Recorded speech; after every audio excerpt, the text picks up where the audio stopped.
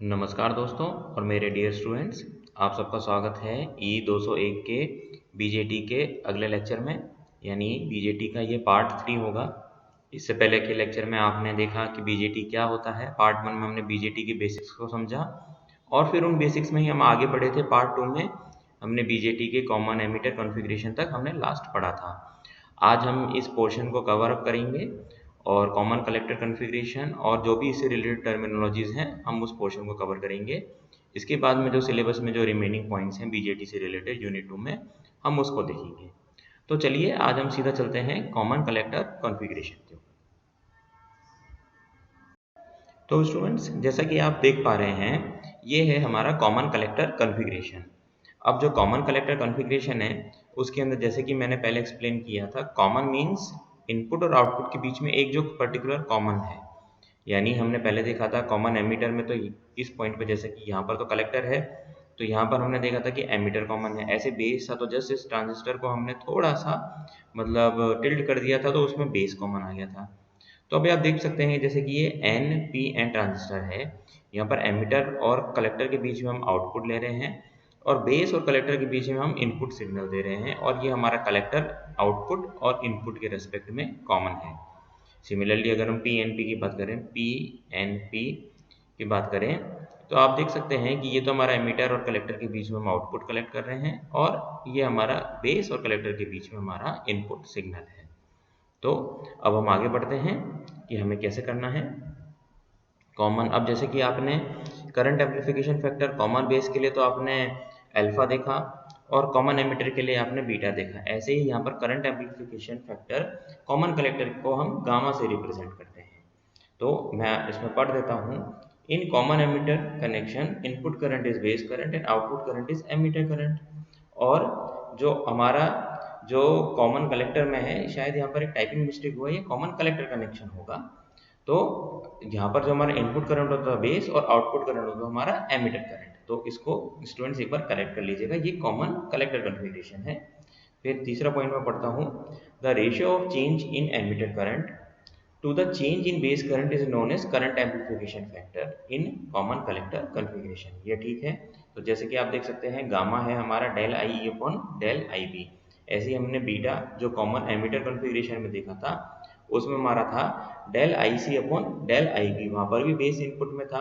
और common base में हमने देखा था हमारा क्या था, del I C upon del I E, वहाँ पर एमिटर और बेस इनपुट में थे, मतलब एमिटर बेस का जो पोर्शन था वो इनपुट में था। तो this circuit provides the same gain as common emitter configuration. हाँ, इसका जो गेन होता है यानी आउटपुट अपॉन इनपुट वो ऑलमोस्ट सेम होता है। कहने का मतलब जो डेल आई यानी चेंज इन जो एमिटर करंट है वो चेंज इन कलेक्टर करंट ही होता है। क्यों? क्योंकि हम ये मान के चलते हैं, मैं फिर से एक पॉइंट रिपीट करता हूँ आपके रिवीजन पॉइंट ऑफ व्यू से, कि बेस होता है वो लाइटली डोप्ड होता है, वहाँ रिकॉम्बिनेशन जितना मिनिमम कम हो सके हम उतना मिनिमम हम होने देते हैं। तो इसलिए हम डेल आई को लगभग लगभग डेल आई सी के बराबर लेके चलते हैं।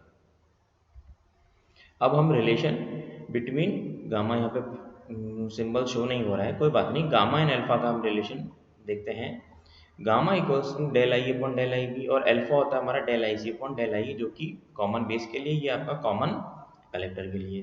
तो गामा को मैं क्या लिख सकता हूँ, डेल आई बी को, क्योंकि आई बी क्या होता है, आई ई होता है हमारा I C plus I B, I C plus I B, तो आई बी बराबर क्या हो गया, I E minus I C. Simple mathematical calculation है। तो del I upon del I minus del I C, ये जैसे कि आप देख सकते हैं आई इक्वल टू ये आ गया आपका यहाँ पर del I equal to del I B plus del I C, del I B बराबर यानी डेल आई बी यहाँ पर हमने ये वैल्यू पुट कर दी है। तो गामा क्या हो गया आपका, डेल आई हमने कॉमन लिया, मतलब डेल आई से हम डिवाइड कर रहे हैं। तो अगर यहाँ पर मैं डेल आई लूँगा तो 1 minus del I C upon del I क्या है आपका अल्फा। तो ये आपका रिलेशन है 1 upon 1 minus alpha, gamma equals to 1 upon 1 minus alpha. ये भी काफ़ी इंपॉर्टेंट रिलेशन है, आपके सीधे सीधे न्यूमेरिकल्स में आता है कि सपोज आपको गामा की वैल्यू है या अल्फा की वैल्यू है तो आपसे वो गामा पूछ लेगा या आपसे बीटा पूछ लेगा, तो ये तीनों आपस में इंटरलिंक्ड होते हैं। अब हम कलेक्टर करंट का एक्सप्रेशन देख लेते हैं। जैसा कि हमने प्रीवियस इक्वेशन से देखा था, आई सी होता है हमारा alpha I plus I C B हो। अब आई ई क्या होता है हमारा आई बी प्लस आई सी, बस इसमें हमने स्टूडेंट्स पुटअप किया है, यानी आई इक्वल टू आई बी और आई सी को बराबर क्या लिख दिया हमने, alpha E plus I C B. Simple. अब इसमें मैंने आई कॉमन लिया तो फाइनली हमारा कुछ ऐसा रिलेशन आया, I equal to I B upon 1 minus alpha plus I C B upon 1 minus alpha, एक रिलेशन तो ये है। और आई सी, और क्योंकि आई को हम ऑलमोस्ट बराबर लेके चलते हैं तो उसको हम लिख सकते हैं 1 प्लस बीटा आई बी प्लस 1 प्लस बीटा आई सी बी। बीटा हमारा है अल्फा अपॉन 1 माइनस अल्फा, और 1 प्लस बीटा क्या है हमारा 1 अपॉन 1 माइनस अल्फा। ये इक्वेशन आपस में सेम है। तो स्टूडेंट्स इक्वेशंस को ध्यान रखें, और दूसरी इक्वेशन कैसे डिराइव हुई है, मतलब आगे पीछे आपको कहीं ना कहीं रिलेशन मिल जाएगा। मेन चीज़ ये है कि आपको बेसिक्स क्लियर होना बहुत ज़्यादा ज़रूरी है। तो मैं आगे बढ़ता हूँ। अब हम कुछ ट्रांजिस्टर की जो कॉन्फ़िगरेशन है हम उसका एक बार कंपैरिजन कर लेते हैं। जैसा कि आप देख रहे हैं कैरेक्टरिस्टिक्स, यानी कैरेक्टरिस्टिक्स होती है यानी उसकी क्या क्या उसके अंदर फीचर्स होंगे, जैसे उसका इनपुट रेजिस्टेंस का क्या वैल्यू होगा, आउटपुट का क्या होगा, गेन, एप्लीकेशन, करंट गेन। अब common base, common emitter, common collector, हम इन तीनों को कंपेयर करें तो इनपुट रेजिस्टेंस कॉमन बेस का तो लो होता है, कॉमन एमिटर का भी लो होता है, और कॉमन कलेक्टर का वेरी हाई होता है, इसलिए वो इम्पीडेंस मैचिंग के काम में आता है, जो कि आगे एप्लीकेशन में बताऊंगा। आउटपुट रेजिस्टेंस कॉमन बेस का वेरी हाई होता है, कॉमन एमिटर का हाई होता है, और कॉमन कलेक्टर का लो होता है। वोल्टेज गेन जो होता है हमारा वो कॉमन बेस का ठीक वैल्यू होती है मीडियम, कॉमन एमिटर के अबाउट 500, और कॉमन कलेक्टर का तो लेस देन 1, मतलब कॉमन कलेक्टर कभी भी आपके वोल्टेज एम्पलीफायर के काम में नहीं है। एप्लीकेशन देखें तो common base generally high frequency application, या फिर जहाँ पर आपको वोल्टेज एम्पलीफिकेशन करना है वहाँ पर। कॉमन एमीटर जो कि मोस्टली कॉमनली यूज्ड होता है फॉर ऑडियो फ्रीक्वेंसी एप्लीकेशन, और भी एप्लीकेशन है वोल्टेज एम्पलीफायर, करंट एम्पलीफायर, दोनों, मतलब ऐसा पावर एम्पलीफायर के फॉर्म में भी हम इसको ले सकते हैं। और जो कॉमन कलेक्टर होता है वो आपके इम्पीडेंस मैचिंग, यानी आउटपुट और इनपुट, यानी हाई इनपुट इम्पीडेंस जहाँ रिक्वायर है तो वहाँ पर हम इसके आउटपुट को, और जहाँ पर हाई इनपुट इम्पीडेंस है वहाँ पर हम मैच करा देते हैं। इसको मैं आगे एक्सप्लेन करूँगा ऑर्डर से। करंट गेन होता है इसका तो बहुत कम होता है, तो कॉमन बेस को हम सिर्फ वोल्टेज गेन यानी वोल्टेज एम्पलीफायर के फॉर्म में लेंगे। कॉमन एमिटर होता है हाई, उसका करंट गेन बीटा, और इसका एप्रिशिएबल है, ठीक है, इसकी वैल्यू होती है, मतलब इसको करंट एम्पलीफिकेशन के फॉर्म में भी हम ले सकते हैं। अब ट्रांजिस्टर एज एन एम्पलीफायर, अब कुछ हम एक एप्लीकेशंस देख लेते हैं ट्रांजिस्टर की एज एन एम्पलीफायर। जैसे कि स्टूडेंट्स आप देख रहे हैं कि ये कॉमन एमिटर हमारा कॉन्फ़िगरेशन है, इनपुट बेस और इसके बीच में लगाया एमिटर, और आउटपुट कलेक्टर और एमिटर के रेस्पेक्ट में हमने आउटपुट लिया है। ये आपका इनपुट सिग्नल है जो कि लो वैल्यू का है, और आपको आउटपुट मिल रहा है जो कि थोड़ा सा एम्पलीफाई होकर मिल रहा है, यानी उसकी वैल्यू लार्ज है, ठीक है। अब हम देखें तो हमें ये इस चीज़ को एक बार भी ध्यान मत दीजिएगा, ये आईसी क्या है इसको मैं अभी बाद में दिखाऊंगा आपको। Figure shows common ammeter amplifier for NPN. Generally NPN का ही आपको क्वेश्चन आएगा, पीएनपी का आएगा, वो ज़्यादा बड़ा डील नहीं है generally, but NPN mostly commonly use है। बैटरी वीबीबी यहाँ पर क्रॉप हो गया है थोड़ा सा, ये आपका वीबीबी है, वो base in order to make forward bias, यानी इसको फॉरवर्ड वाइस में काम करेंगे, और जैसा भी इनपुट आ रहा है हमें बस इसको बाइसिंग हमें इसकी प्रॉपर रखनी है, और output is taken across load R, यहाँ पर हम लोड आर ले रहे हैं। अब हमें कुछ इस तरीके का हमें आउटपुट मिलेगा, एक आईसी से लेवल शिफ्ट होगा, वो हम बाद में समझेंगे उसको। अब हम देखते हैं थोड़ी सी इसकी वर्किंग को समझ लेते हैं। During positive half cycle input AC will keep the emitter base junction more forward bias, यानी फॉरवर्ड बाइस की तरफ रखेगा। So more carrier will be emitted by emitter, मतलब एमिटर से कैरियर एमिट होंगे, और this huge current will flow through the load and we will find output amplified signal, यानी आपको आउटपुट में एम्पलीफाई होके मिलेगा।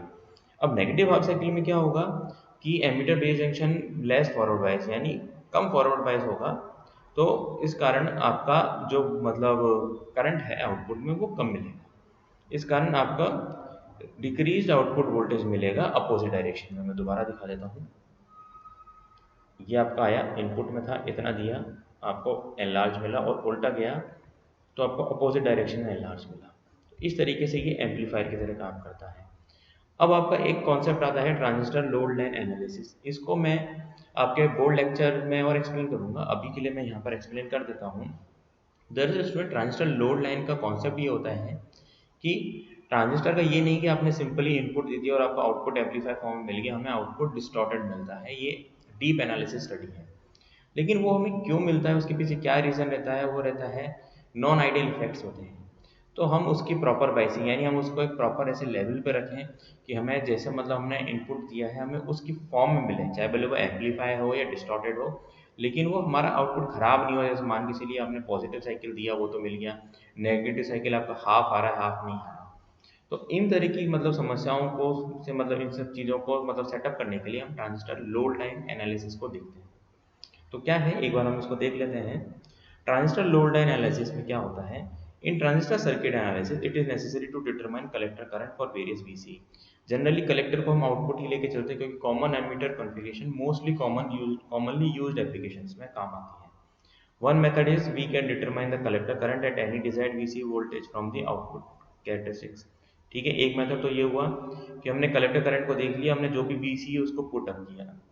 दूसरा क्या होता है कि हम लोड लाइन एनालिसिस ले लें, यानी हम लोड लाइन एनालिसिस से क्या करेंगे कि हम जितना इनपुट दे रहे हैं और एसी के रेस्पेक्ट हमारा जितना मतलब हम ले रहे हैं इनपुट और डीसी जितना हम दे रहे हैं, वहाँ पर हमें एक पॉइंट मिलेगा ऑपरेटिंग पॉइंट। उस क्यू पॉइंट या ऑपरेटिंग पॉइंट के रेस्पेक्ट में हम हमारी बाइसिंग को या कॉन्फ़िगरेशन को प्रॉपर्ली कर सकते हैं। थोड़ा सा ये थ्योरेटिकल लगा होगा, इसको मैं और ढंग से बोर्ड पे समझाऊंगा, लेकिन अभी के लिए आप ये समझिए कि लोड लाइन एनालिसिस का मतलब ये होता है कि हम डिफरेंट डिफरेंट वैल्यू में आईसी देखें और मतलब वीसी के रेस्पेक्ट में, आउटपुट के रेस्पेक्ट में। तो दो तरीके हैं, एक तो हम हमारे वीसी को बढ़ाते चलें और हम आउटपुट कैरेक्टरिस्टिक्स को मेज़र करते चलें, जो कि हर टाइम रिकमेंडेबल नहीं है। और दूसरा है कि हम लोड लाइन कॉन्सेप्ट को यूज़ कर लें और हमारे पैरामीटर्स को निकाल लें। तो हम आगे देखें इसको एक बार। जैसा कि कुछ आपका है, इसके अंदर हमने केवीएल और केसीएल को यूज़ किया है। मैं इसको बोर्ड पे ही क्लियर करूँगा आप लोगों को, मतलब फेस इंटरेक्शन क्लास में। ये आपका कुछ ऐसे लोड लाइन का कॉन्सेप्ट आता है, ऑपरेटिंग पॉइंट। और ठीक है स्टूडेंट्स, अभी के लिए ये इसका मतलब आप से समझिए कि बीजेटी के अंदर आपका हाफ पोर्शन कंप्लीट हुआ है। जैसे कि हमने देखा पहले लेक्चर में, इसके पार्ट 1 में बीजेटी को हमने समझा, बीजेटी पीएन जंक्शन, इसके अंदर 3 टर्मिनल, इसके जो कॉन्फ़िगरेशन को समझा, common emitter, common base, common collector, और उसके बाद में फाइनली हमने थोड़ा सा लोड लाइन कॉन्सेप्ट को इंट्रोडक्शन कराया। उम्मीद है कि ये तीनों लेक्चर आपको, तीनों पार्ट मतलब आपको समझ में आए होंगे। इसके बाद हम आगे के पोर्शंस में चलेंगे।